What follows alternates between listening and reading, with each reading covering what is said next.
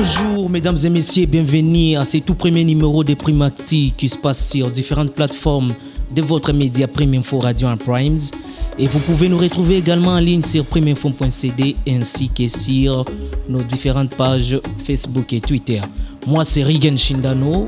Autour de la table j'ai Madame Niki Dedeakwa qui est également de primeinfo.cd. Bonjour madame. Et à part Madame Niki, il y a également Monsieur Jonathan Luambois, journaliste également à primeinfo.cd. Bonjour Monsieur Jonathan. Et nous avons à notre table Monsieur André Ndambi, correspondant de la VOA Lingala. Bonjour Monsieur André. Bonjour Monsieur Rigen Shindano. Et le meilleur pour la fin, nous avons Monsieur Roger Muntu qui n'est plus assez à présenter. Bonjour. Bonjour le grand Rigen lui-même, merci beaucoup. Merci, je suis flatté. Ouais. Notre sujet du jour va porter sur l'apport de la diaspora congolaise dans le développement de notre pays. Et sans plus tarder, je voudrais tout d'abord m'essayer de vous présenter, bien que vous n'êtes plus quelqu'un à présenter, mais je vais quand même... C'est pas tout le monde qui me connaît mais j'étais dans l'eau, bien sûr. Ouais. Ok. Qui est Roger Ntiondo Muntu, qui n'est plus vraiment à présenter car vous êtes une voix familière à des millions d'Africains. Vous êtes né un certain 10 février 1970, 70 pour les uns, à Bukavu, dans la province du Sud Kivu à l'est de la RDC, fils d'un ancien ministre de l'énergie et des mines durant le régime Mobutu, père de famille et bien sûr de 3 filles. Vous avez déclaré dans un média français, je cite, « Mon père a refusé de laisser les gens au pouvoir se servir dans les ressources naturelles du pays et ça lui a coûté son poste. Débarquer aux États-Unis avec $5,000 à la poche et un visa touristique. Monsieur Roger Muntu, c'est de là qu'est partie une vie de haut et de bas. Pouvez-vous nous dire quelque chose par rapport à ça? Oui, ça se voit d'abord que vous faites beaucoup de recherches. Merci beaucoup pour ça. Et encore une fois, merci à Rigen, merci à Niki, merci à Jonathan et à André aussi de m'inviter dans cette superbe émission. Prime Info, je vous le dis bien. Oui. Et oui, merci Rigen pour cette présentation. C'est effectivement vrai, tout ce que vous avez dit. Et je pense que pour répondre un peu à ce que vous dites, je débarque aux États-Unis avec $5,000 en poche parce que mon père n'a plus de travail et il n'est plus ministre en ce moment-là. Et dans ce pays, vous le savez si bien, si vous n'êtes plus dans le gouvernement, écoutez, c'est fini. Vous n'avez plus d'argent, vous savez plus quoi faire. Si vous n'avez pas d'autres débouchés comme le commerce ou quoi, c'est fini quoi. Vous devenez comme tout le monde.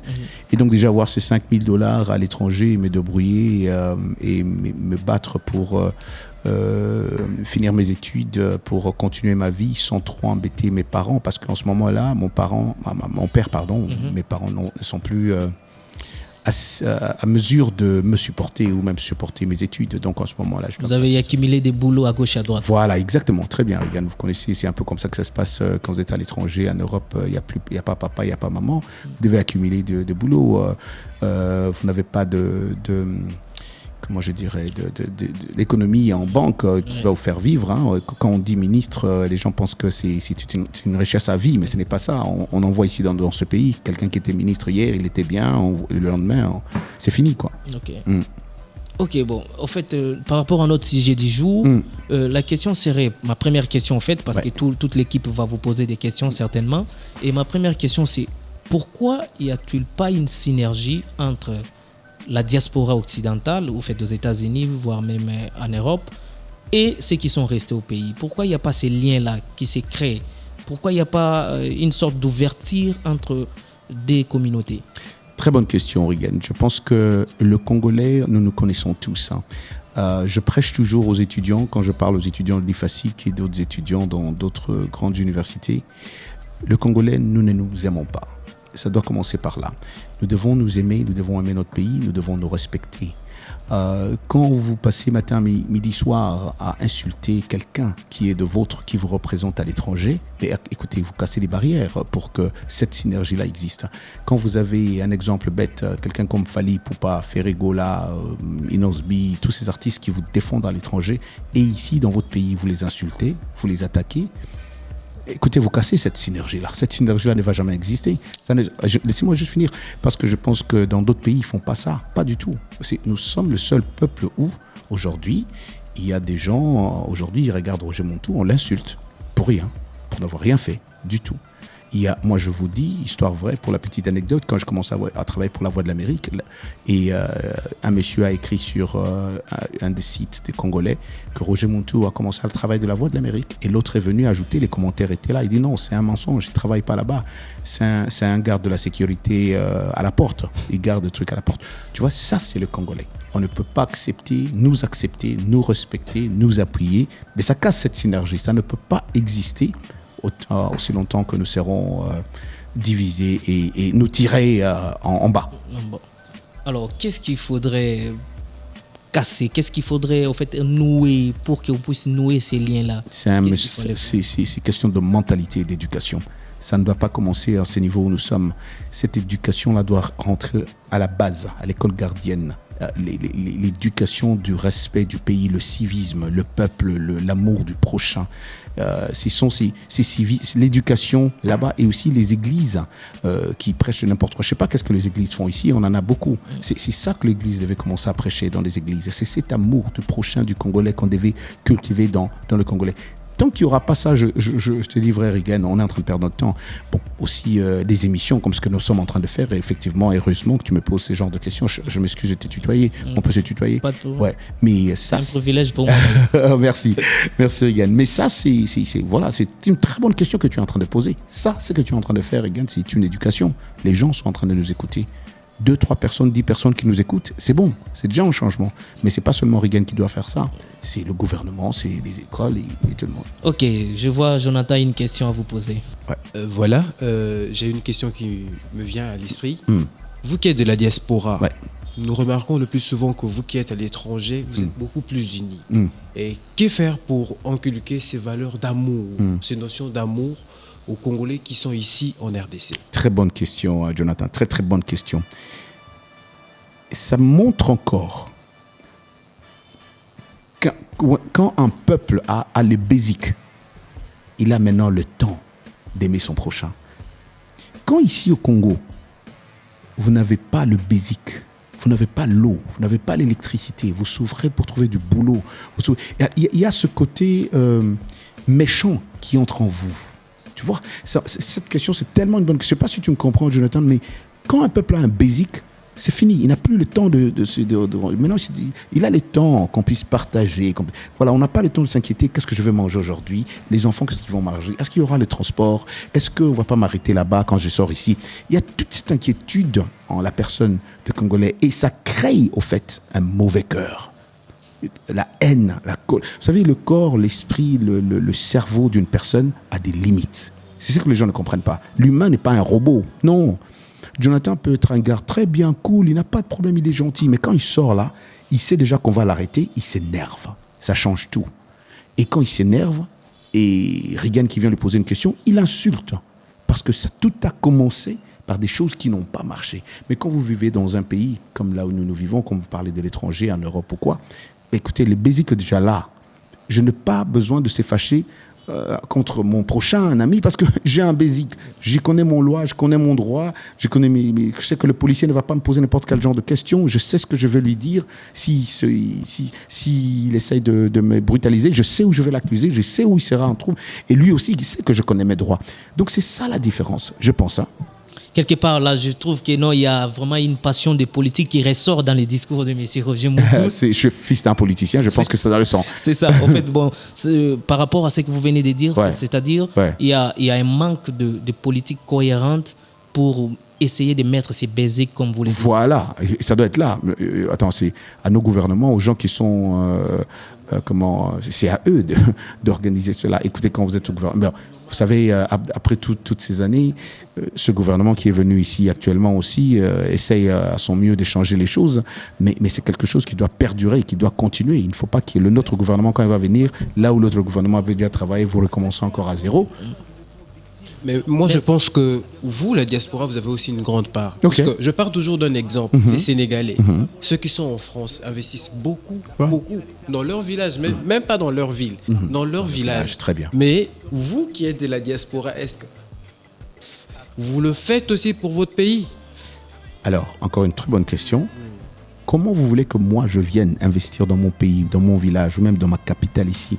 Quand tu arrives Tu arrives ici, tu vas voir prendre tes papiers, le ministre te demande où est mon argent, où est mon pourcentage. Mais non. Les rétrocommissions. Attention, Jonathan, c'est la politique qui est établie par le gouvernement. Tu parles de Sénégalais. Moi, j'ai été au Sénégal. Je voyage souvent au Sénégal. Ils leur facilitent la tâche.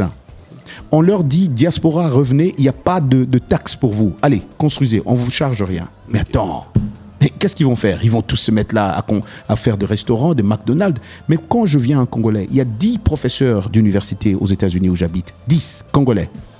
Bakongo, Baluba et 2 autres du Kivu. Chaque week-end, chaque samedi, ils se rencontrent chez un autre professeur, ils partagent le foufou. Chaque week-end, c'est comme ça qu'ils font. Ils sont 10 professeurs des grandes universités. Et chaque week-end, ils vont chez un ami, on va manger le foufou chez toi cette semaine. Une fois ils se rencontrent, ils se disent, les amis, on fait tout ça, c'est bien, nous sommes Congolais, il faut qu'on oublie notre pays. On va acheter 7 avions. Ils ont acheté 7 avions, des gros porteurs. Ils ont dit, on va aller installer ça chez nous, pour aussi faciliter le transport chez nous. Voilà, on va faire ça, on va donner un nom. Ils viennent, ils voient un certain ministre de transport ici. Le ministre lui dit, tout ça c'est bien beau, mais mon pourcentage c'est combien? Mais écoutez, tu sais ce qu'ils ont fait? Ils ont pris ces avions-là, ils ont remis ça aux États-Unis et ils ont commencé une petite compagnie aérienne aux États-Unis. Et c'est les Américains qui ont bénéficié. Oui, mais c'est pas possible. Vous n'avez aucune idée. Nous, de la diaspora, quand nous revenons ici, nous allons dans ces bureaux que tu vois derrière ici. Tu sais pas ce qu'on traverse.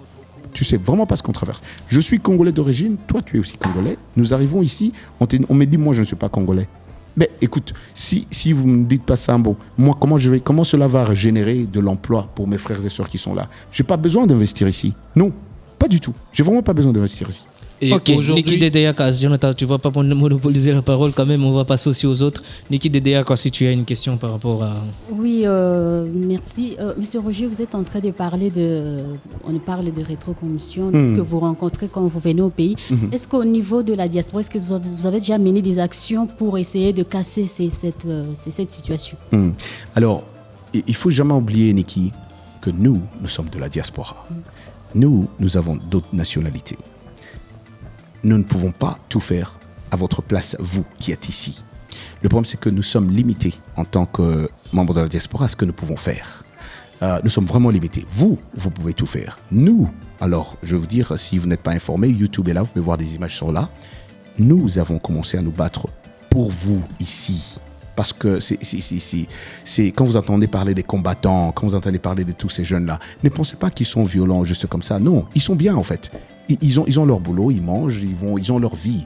Mais quand ils se battent, c'est parce que nous avons nos membres de notre famille dans notre pays. Donc nous, à notre niveau, tout ce qu'on peut faire, tout ce qui nous, c'est de mener à la conscience de tout le monde et surtout à l'opinion, aux organismes internationaux, aux gouvernements internationaux qui supportent ou qui accompagnent ce pays, leur dire que ça ne va pas dans notre pays parce que ça. Et eux, seulement eux, ils peuvent, quand ils s'assoient avec nos autorités de nos pays respectifs, leur dire, hey, vos gens là, ils viennent casser des trucs, ils se fâchent, il faut faire quelque chose. Tu vois.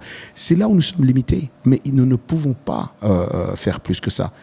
Et si nous le faisons, encore une fois, c'est parce que ma sœur Niki est là-bas à Kinshasa, en train de souffrir. Elle ne sait pas elle finit les études, elle ne peut pas trouver un boulot.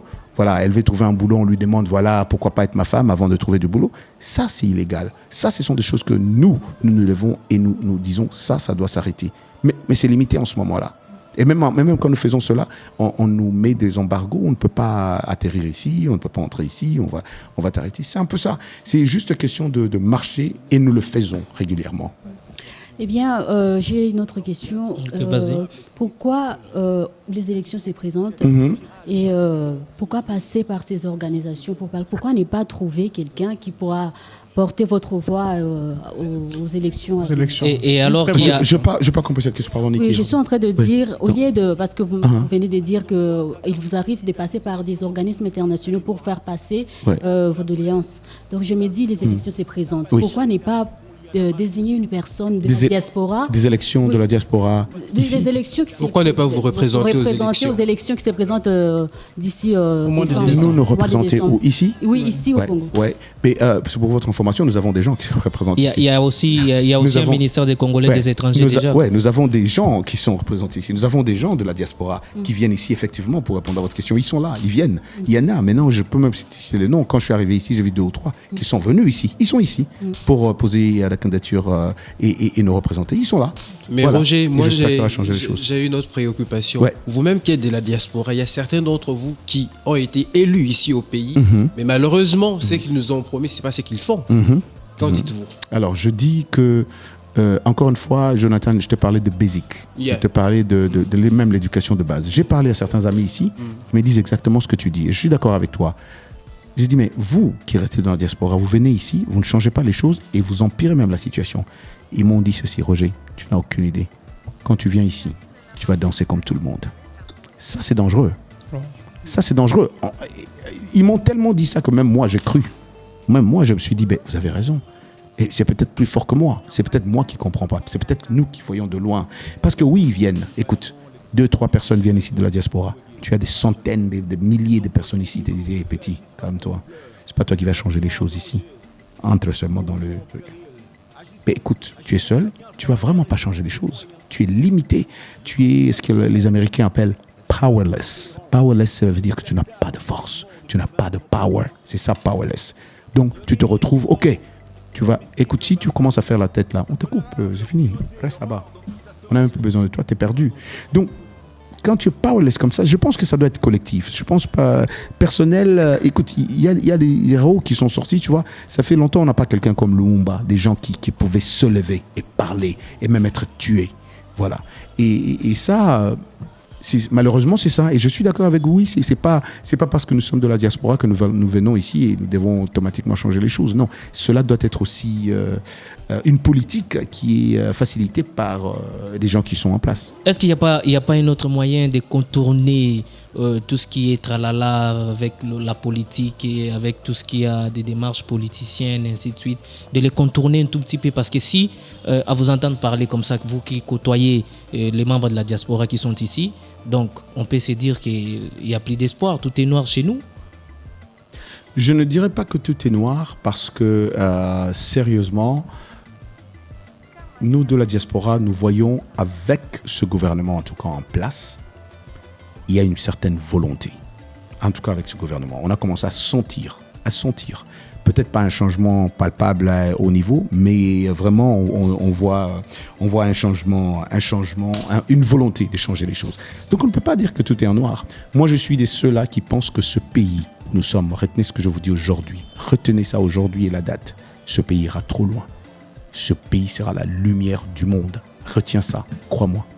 Parce que nous qui vont à l'étranger, nous faisons beaucoup de recherches sur ce pays, mais vous n'avez aucune idée. C'est une mine en or, ce pays. Seulement, nous avons des gens qui n'ont pas une certaine volonté pour aider, faciliter la tâche. Ce pays, tout le monde alors peut se retrouver. Alors, tout le monde peut se retrouver. Et ce pays peut avoir des gratte-ciel partout. Et le prochain Dubaï, on a tout, mais ce pays est béni d'une façon.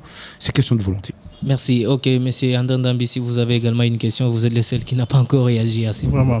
Il est trop calme aujourd'hui, pourtant il parle. Je ne comprends pas. Alors, Roger, il est timide, il a finalement rencontré Roger. C'est vrai. Alors, Roger, moi, ma question est de savoir, vous êtes de la diaspora. Dernièrement, j'avais vu une vidéo où il y a votre collègue, votre ami de la diaspora, Eric Yaoné. Vous vous êtes réunis à la diaspora pour mobiliser les fonds pour construire, je ne sais pas, vous vous rappelez de ça? Et où en sommes-nous avec cette initiative? C'est une idée pour construire un centre culturel, un centre pour la communauté congolaise aux États-Unis. Et je pense que les Congolais de la diaspora à Washington se sont unis pour prendre cette décision-là. Et je pense vraiment que c'est en voie, en route, parce que tout le monde doit cotiser et annuellement, ça doit d'abord arriver à un certain montant pour qu'on puisse se faire ça. Mais encore une fois, comme je parlais, pour moi, ce n'est pas le finish, ce n'est pas final, c'est la volonté qui commence. Quand déjà il y a cette volonté-là, il y a quelqu'un Niki qui met $50, Regan qui met ici, Jonathan, André, vous mettez $10 chaque mois. Cette volonté-là, en anglais, je m'excuse, mais je connais trop de proverbes en anglais. Il y a you can move mountains. Donc vous pouvez bouger des montagnes. Voilà, exactement. D'accord. Ouais. Ok, Jonathan, la dernière question pour passer à d'autres. Roger, vous sentez-vous toujours congolais, pleinement congolais? Très bonne question. Si je ne me sentais pas congolais, je n'allais pas être ici. Je n'allais même pas m'asseoir avec vous ici. Ce sont le jeu de la francophonie qui vous ont conduit ici. Alors, pour la petite histoire, ce n'est pas le jeu de la francophonie qui m'a conduit ici. Okay. Je suis allé chez mon service. J'ai dit à la Voix d'Amérique, Je veux aller couvrir les Jeux de la francophonie. Sinon, eux, ils s'en foutaient complètement que je vienne ou pas. C'est moi qui suis allé le voir parce que je voulais revenir chez moi et vivre ça ici chez moi. Mais je n'étais pas obligé de venir. Merci. On a parlé des autres. Et vous, concrètement, qu'avez-vous déjà fait? Vous qui êtes dans le domaine de la presse, qu'avez-vous déjà fait de manière concrète pour aider vos confrères, pour nous aider, nous qui vous représentons ici au pays, pour nous développer aussi? Très, très bien. Très, très bonne question, Jonathan. Pour votre information, chaque année, quand je viens ici, je fais de cliniques, je parle aux étudiants et les étudiants de la presse en communication et journalistes. Vous allez à l'IFASIC, tous ils me connaissent. Vous allez à l'université Maloula, ils me connaissent. À l'UNIKIN, ils me connaissent. À l'UPN, ils me connaissent. Je vais souvent rencontrer nos confrères, nos collègues en communication pour partager, pas pour donner des leçons, pour partager ce que moi j'ai appris, ce que moi je connais, et eux, ils m'apprennent aussi. Pour moi, c'est palpable. Pour moi, ça, il n'y a pas de prix pour ça. Quand vous avez quelqu'un, j'étais avec André Ndambi ici et Billy Ndambi, ils peuvent vous raconter. On était au Palais du Peuple, des jeunes sont venus me voir avec des larmes aux yeux pour dire, Monsieur Muntu, vous avez changé notre vie. À cause de vous, moi, je suis devenu journaliste. Je vous suivais, vous m'avez conseillé. Aujourd'hui, je suis votre collègue. Des gens, il y a quelques jours. Ça, c'est palpable. Ça, c'est un exemple. Ça, si vous me dites que j'ai rien fait, moi, je m'en fous de ce que vous dites et je suis trop calme, je suis trop satisfait de ce genre de choses. Ce soir avec André et Billy, on va aller voir un monsieur qui a construit un salon de coiffure, un jeune, au Pompage là-bas. Il a appelé son salon RM Show que vous voyez ici. Et il a ce photo de ce monsieur derrière moi, partout dans son salon. Et on lui demande pourquoi. Il dit parce que ce monsieur, dans ses émissions de débat, il nous a encouragés en tant que jeunes d'être indépendant et entrepreneur. Aujourd'hui, ce monsieur, il s'est fait ses 20, 30, 40 dollars. Mais ça, priceless, il n'y a pas de prix. Ok, merci. Merci beaucoup, M. Roger. Mais il y a également une autre question par rapport à tout ça, parce que vous avez impacté des vies, vous avez changé parfois les cours de vie de certaines personnes. Comment vous faites pour garder les deux pieds sur terre?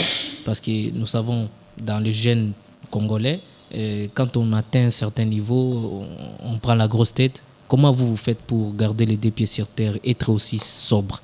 Alors, pour garder les pieds sur terre et être sobre, d'abord, ça va de l'éducation qu'on a appris de nos parents, ce que nos parents nous ont appris à la maison, mais aussi la connaissance et le respect de Dieu. Quand vous connaissez Dieu, vous savez que rien ne vous appartient dans ce monde. Ok, on peut parler ici, on finit, knock on the wood, comme les Américains disent, si je sors ici et on m'écrase et je meurs, je suis parti. Ok, donc si vous vous rendez compte que rien, tout est éphémère et tout est vanité de vanité, vous vous dites qui suis-je? Voilà. Si on a pu tuer, crucifier le fils de Jésus, de Dieu qui est parti, ça c'est le roi de rois, qui suis-je? Et quand vous vous rendez compte de ça, vous savez, moi, Rigen, je rencontre des chefs d'État. Monsieur Félix Tshisekedi, je l'ai rencontré plusieurs fois. Il me connaît personnellement. Et lui, il est président aujourd'hui. Lui, c'est un monsieur que je connais personnellement. On blague, on rigole, on parle. Mais aujourd'hui, il est le président de la République. Beaucoup de respect à son excellence. Mais cela ne changera rien à moi. C'est pas parce que je connais le président de la République et qu'il me connaît personnellement que je dois faire la tête ou quoi que ce soit. Mais non, pas du tout. Je me mets à respecter les lois. C'est le président, c'est monsieur l'excellence. Et cela ne fait pas de moi un homme supérieur à Rigen qui est ici devant moi, pas du tout. Je reçois plusieurs chefs d'État africains, Macky Sall, le président malien, le chef d'État ivoirien. Tous ces gens, ils viennent sur mon plateau là et on parle, on rigole. Mais après, quand ils sortent, c'est fini. Ils sont pas mes amis, pas du tout. Non, ils sont pas amis. Ils viennent, on rigole, on passe. Mais c'est une bénédiction, Rigen. C'est une bénédiction et il faut toujours savoir garder son humilité. Encore une fois, parce que rien ne nous appartient sur cette terre.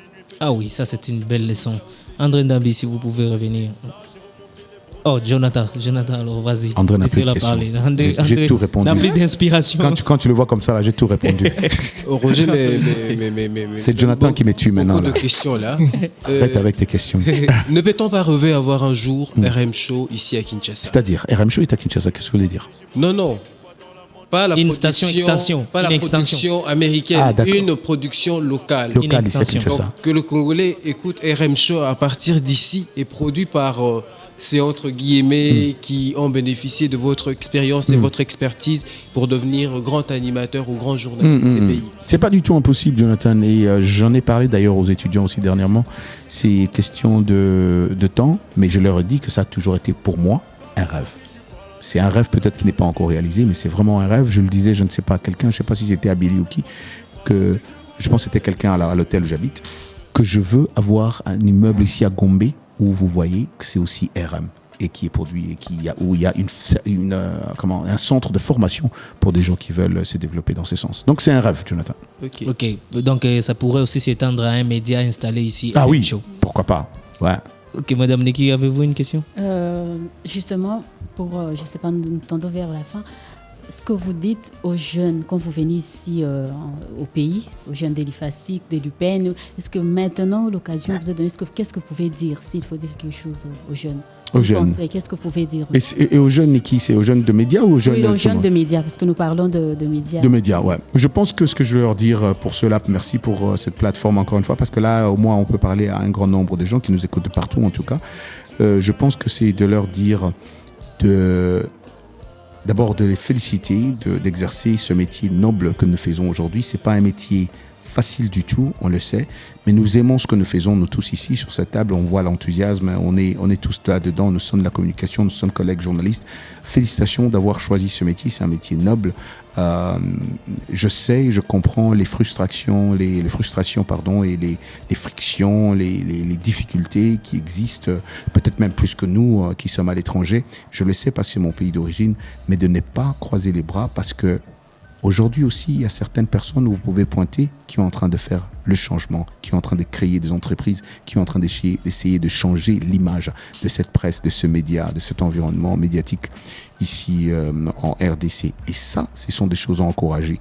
Et je leur dis encore, il faut qu'on puisse continuer à échanger en tant que collègues, journalistes, et garder les pieds sur terre et partager pour qu'on puisse tous continuer à investir dans ce domaine. Voilà, merci beaucoup, Monsieur Roger Moutou. Nous arrivons presque à la fin de notre émission. Jonathan Lwamba, avez-vous une autre question? J'ai une dernière question. Tu as toujours des questions. Titiller Roger Moutou. Ouais. Pensez-vous à votre retraite revenir au pays, vous établir? Oui, ça a toujours été derrière. J'ai toujours pensé à ça parce que, vous savez, chez vous, ça restera toujours chez vous. Oui. Je vis dans un pays le plus grand, le plus puissant au monde, la plus grande puissance mondiale. Et je suis bien là où je suis. Mais croyez-moi, chaque fois que j'atterris ici, je sens que c'est comme un petit poisson dans l'eau. Ça, je te jure. Et chaque fois que je prends l'avion pour rentrer, je sens une certaine tristesse que je ne peux pas expliquer. Mais c'est parce que c'est chez toi. Donc ça a toujours été un rêve de revenir ici, d'abord mais construire une maison et revenir ici et prendre ma retraite ici et peut-être voyager ailleurs. Et voilà, ma femme est une Américaine blanche avec ses enfants, mais nos enfants, pas ses enfants, sinon elle va me tuer. Et voilà, donc si elles veulent venir habiter ici avec nous, c'est bon. Mais si elles ne veulent pas, moi, ce qui est sûr, ici, c'est chez moi. Je suis né ici, j'ai grandi ici. Ici, c'est chez moi. Oui, c'est un rêve de revenir prendre la retraite ici. André Ndambi me fait un signe d'une question. Cette fois-ci, il est inspiré. Alors, Roger Moutou, pour citer. En ce moment, un jeune que vous suit peut-être à Kamonia, à Chikapa, à Kamoun, je ne sais pas encore, dans le village au fin fond. Quel est le message que vous pouvez transmettre, vous qui venez de l'extérieur? Parce qu'aujourd'hui, les Américains, ils ont réussi à vendre le rêve américain. Vous qui vivez là-bas, quel est le message que vous pouvez transmettre à un jeune qui vit ici, mais qui est impacté par le rêve américain? Et pourquoi seulement reculer là-bas? Pourquoi pas à Kinshasa? Je commence par peut-être partout alors. Partout à RDC. Ces jeunes-là, oui. Oui, d'accord. Partout qui est impacté par le rêve américain. Oui, exactement. Qui rêve toujours d'aller aux États-Unis. Et qui voudrait finir comme Roger Moutou. Peut-être. D'accord. Alors moi, je dirais que André, c'est vraiment... En tout cas, ça n'engage que moi. Ouais. C'est le meilleur pays au monde. Wow. Les States. Le rêve américain existe. C'est un pays, et je veux dire ces jeunes-là aussi, s'ils veulent aller, s'ils veulent vivre, c'est leur choix. Ce rêve, vous pouvez peut-être le vivre partout. Moi, je parle que du rêve américain. Il y a peut-être aussi le rêve congolais, je ne sais pas, mais moi, je parle du rêve américain parce que je l'ai vécu, je l'ai vu, je vois chaque jour. C'est un pays où vous tous qui êtes ici, vous pouvez venir demain et devenir de millionnaire le lendemain. Et moi qui suis resté là-bas plus de 35 ans, je ne suis peut-être pas millionnaire. Mais c'est le seul pays qui peut vous donner cette option-là. C'est ça le rêve américain. Wow. Ouais. Il y a d'autres pays où j'ai vu, où tu peux aller là-bas, tu arrives, mais on te dit, c'est pas le lendemain que tu vas. Non. Aux États-Unis, c'est pas ça. Aux États-Unis, c'est vraiment l'Eldorado. Et ils s'en foutent complètement de ton accent. C'est pas que tu dois parler anglais comme Roger. Non, ça n'existe pas. Il y a des Chinois qui viennent là-bas, ils n'ont rien, chinois. Ils viennent rien. Ils parlent même pas un mot en anglais. Il se construit un restaurant. Et 2-3 ans après, ce monsieur, c'est un millionnaire. Millionnaire alors en dollars. Ça, c'est le rêve américain. C'est pourquoi on parle de ce American Dream. C'est ça. Quand on parle d'American Dream, c'est pas ça existe. Je ne sais pas si vous avez déjà entendu parler d'un rêve français ou un rêve suisse. Je ne sais pas. Un rêve belge. Un rêve belge. Un rêve chinois. Je ne sais pas. Dites-moi, ou un rêve russe. J'ai jamais entendu ça. On ne parle que d'American Dream.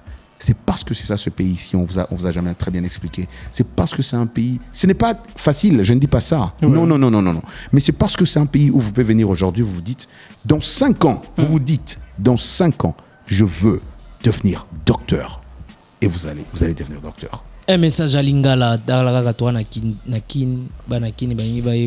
Roger Moutou, les grands Roger Moutou, Bayo Kara, les Lonakin, Akiti Nakin, Abeti Pemo quelques séjours. Est-ce qu'il y a une minute ou qu'est-ce que Eloko ni yamalongo kuti? Eloko malonga na kuti ils a basé à francophonie. Ils a vraiment période mo ya bien na yepenza na moniango parce que biso tant que tozo yawa tozana na ba doute que eloko ngo salama bien parce que ba image pe ezote comme appel à étranger au tout monde à partir awa o ndako boy kwei o baza otonga boy bato le kwei o banani na comité o ba chino ba sisi boité. Donc ezaki moi doute mingi rigen que tokokuta penza makambu ndenge salami oyo vraiment nazaki épaté étonné message à makasi au penda mboka Congo etindi na étranger ezak vraiment ba congolais baza capable ce basangani basale loko ya malamu malgré la difficulté tout vraiment félicitations au gouvernement en place na ba congolais tout oyo réagir na discipline nyonso parce qu'il faut dire quand même que batou bazala ki belé mais aussi sentir que eloko boisa iko manquer mboka donc image penza était comme na monde mobimba eza vraiment respectable et na sepeli mingi vraiment na sepeli nga personnellement surtout na carrière yanga journaliste kozala a na période. OK. Merci beaucoup. C'est vraiment un grand plaisir de vous avoir dans notre plateau pour ce tout premier numéro des Primature. Je suis flatté. Moi, je suis vraiment flatté. Nous, c'est un honneur, un privilège. Nous, on est très honorés de commencer les tout premiers numéros avec un grand monsieur qui est de la voix des Africains, pas seulement des Congolais, qui est porté au niveau des États-Unis. Donc, pour nous, vous êtes une inspiration et nous sommes très honorés de vous avoir sur notre plateau et nous atterrissons par ces mots de notre média, c'est primeinfo.cd. Suivez-nous à travers nos différentes plateformes, primeinfo.cd, sur page Facebook, Twitter, pour avoir plus d'informations. Merci, à la prochaine. Bye bye. Bye bye.